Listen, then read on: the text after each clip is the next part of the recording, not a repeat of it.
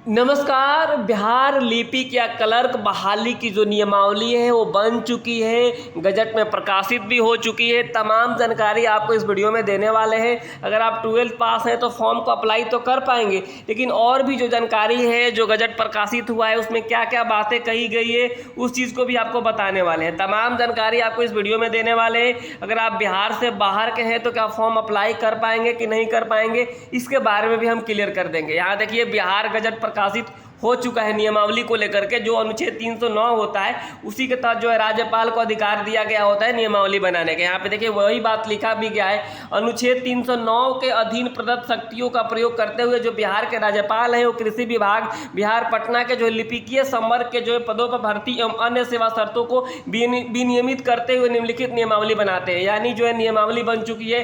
अगर कोई भर्ती स्टार्ट होता है उसके पहले नियमावली बनता है। आप सभी को पता होना चाहिए। मान लीजिए कोई खेल शुरू होता है उसके पहले हम तो नियम ही तो बनाते हैं कि यहाँ तक जाएगा। गांव की हम बात करें, गांव की भाषा में यहाँ तक जाएगा तो ये चौका होगा, उसके बाद यहाँ से छक्का हो जाएगा। इस तरीके जो हम नियम बनाते हैं खेल शुरू होने से पहले ही, वही है ये जो कृषि विभाग की बात करें हम लिपिकीय संवर्ग की बहाली की, तो उसके पहले बहाली निकालने से पहले नियमावली बना दिया गया है। कैबिनेट की जो बैठक हुई थी उसी में ये बातें को अप्रूवल दिया गया था, अनुमति दी गई थी। यहाँ पे देखिए कृषि विभाग के अंतर्गत जो है बिहार कृषि विभागीय लिपिक संवर्ग भर्ती प्रोन्नति एवं सेवा शर्त नियमावली 2024 के गठन की स्वीकृति दी गई थी। अब जो है गजट में प्रकाशित कर दिया गया। तमाम जानकारी आपको इस वीडियो में देने वाले हैं, तो अब हमारे साथ बने रहिए। अगर आप 12th पास आउट हैं, अगर आपको लगता है कि सरकारी नौकरी हमें ज़रूरत है, हमारी ज़रूरत है, देखिए बहाली तो निकलते रहती है, बहाली निकलने में कोई दिक्कत नहीं है। बहाली आप बिहार नहीं निकलता है, किसी और स्टेट में निकलता है, आपको एक ही सीट तो चाहिए। आप तैयारी रखिए, जानकारी रखिए, आपकी नौकरी 110% हो जाएगी। तैयारी और जानकारी दोनों जरूरी है। तो आइए वीडियो को स्टार्ट करते हैं। चैनल को सब्सक्राइब कर सकते हैं अगर आप चाहें तो आइए आगे बढ़ते हैं। तो यहाँ पे देखिए ये बिहार गजट है जो नियमावली है। आगे बढ़ते हैं, इसमें आपको जो मेन जरूरी चीज़ आपको बता देते हैं। इस नियमावली का नाम दिया गया है बिहार कृषि विभाग लिपिक संवर्ग और नियमावली 2024। और यहाँ पे बातें जो कही गई है, परिभाषा है, दूसरे नंबर में परिभाषा दे दिया गया है। परिभाषा मतलब अगर कोई भर्ती निकलता है और भर्ती में ये सारे वर्ड का यूज किया जाता है तो ये सारा उसका एग्जाम परिभाषा होगा। अगर कहीं पे जो है सरकार लिखा रहेगा भर्ती में तो आप समझिएगा बिहार सरकार से मतलब है।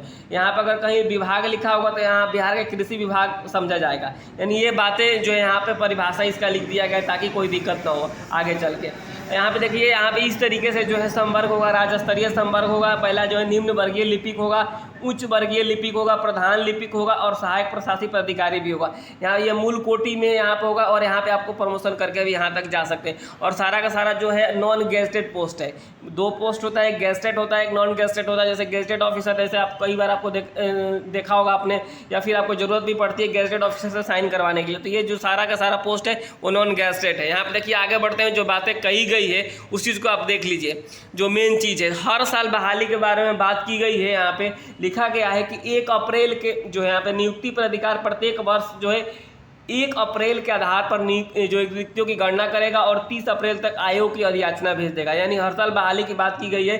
बिहार कर्मचारी चयन आयोग की अनुशंसा पर नियुक्ति प्राधिकार द्वारा निम्न वर्गीय लिपिक के मूल कोटि में नियुक्ति की जाएगी, यानी BSSC के। यहाँ देखिए आगे बढ़ते हैं, यहाँ पे जो बातें कही गई है कि 85% जो है ओपन मार्केट से भरा जाएगा और 15% जो है आपको जो है इंटरनल से भरा जाएगा। इसका मतलब ये हुआ कि अगर 1000 सीट है, 1000 सीट है तो 850 का ही बहाली निकलेगा और जो 150 जो बचा सीटें उसको जो है विभागीय तौर पर भरा जाएगा। यानी जो अंदर जो लोग पहले से काम कर रहे होते हैं इंटरनल एग्जाम्स के थ्रू भरा जाएगा। ये बातें यहाँ पे कह दी गई, सारी बातें यहाँ पे लिख दी गई है नियमावली में। यहाँ पे देख लीजिए वही बात लिखा गया होगा।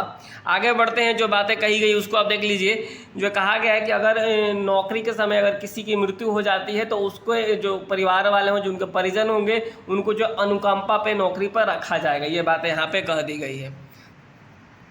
आगे बढ़ते हैं, जो इंपॉर्टेंट चीज़ें आपको बता देते हैं। सबसे पहले अब जो आते हैं कि शैक्षणिक योग्यता, यानी कौन कौन से जो लोग हैं वो फॉर्म को अप्लाई कर पाएंगे, इस चीज़ को आप देखेंगे। तो अगर आप निम्न वर्गीय लिपिक हेतु इंटरमीडिएट, यानी अगर आप 12th पास किए हैं किसी भी स्ट्रीम से, आर्ट्स हो, साइंस हो, बायो हो, कुछ भी हो, तो आप फॉर्म को अप्लाई कर पाएंगे। और आपके पास कंप्यूटर चलाने का ज्ञान हो, यानी कंप्यूटर मतलब आप DCA जरूर कर लीजिएगा ताकि जो है यहाँ पर आपका काम चल जाएगा। और साथ ही साथ जो है आपका उम्र के बारे में बात की गई है कि 18 साल मिनिमम होना चाहिए और मैक्सिमम वही जो है ओबीसी के लिए जो 37, जनरल के लिए 37 साल, ओबीसी एसटी के लिए, ओबीसी और जो है ईबीसी के लिए 40 साल, एससी एसटी के लिए 42 साल, यही उम्र रखा जाएगा। और ये समय समय पर चेंज भी होते रहता है, लेकिन मिनिमम 18 रखा गया है। ये सारी चीज़ें लिख दी। आगे हम बात करते हैं इसमें क्या बातें कही गई है।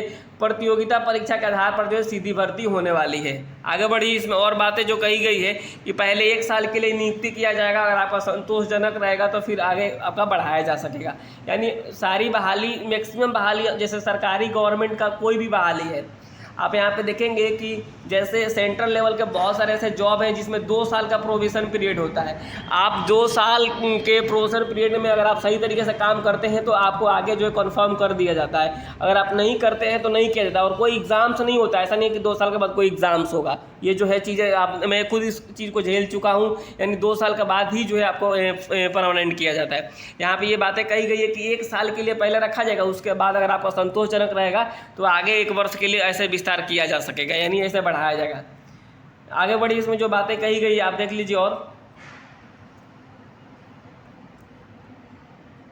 कोई भी जो है यहाँ पे कठिनाई या निराकरण, इस नियमावली के नियमों की व्याख्या के लिए अपर मुख्य सचिव, प्रधान सचिव एवं सचिव कृषि विभाग, ये देखिए ये जो बहाली है, मैं साफ शब्दों में आपको बता दूं कि ये कृषि विभाग की जो बहाली निकल कर आएगी लिपिक में, उसके लिए ये इस नियमावली को बनाया गया है।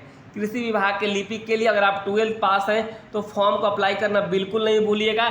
और जैसे ये फॉर्म ऑनलाइन स्टार्ट होगा मैं आप सभी को ज़रूर बताऊंगा। देखिए बहाली तो बहुत निकलता है, बहाली में निकलने में कोई दिक्कत नहीं है, लेकिन आपको सही जानकारी होना जरूरी है। अगर आपके पास सही जानकारी है, 1 सीट ही तो चाहिए आपको, सही जानकारी अगर आप रखते हैं तो 1 सीट मिलना बहुत बड़ी बात नहीं होती है।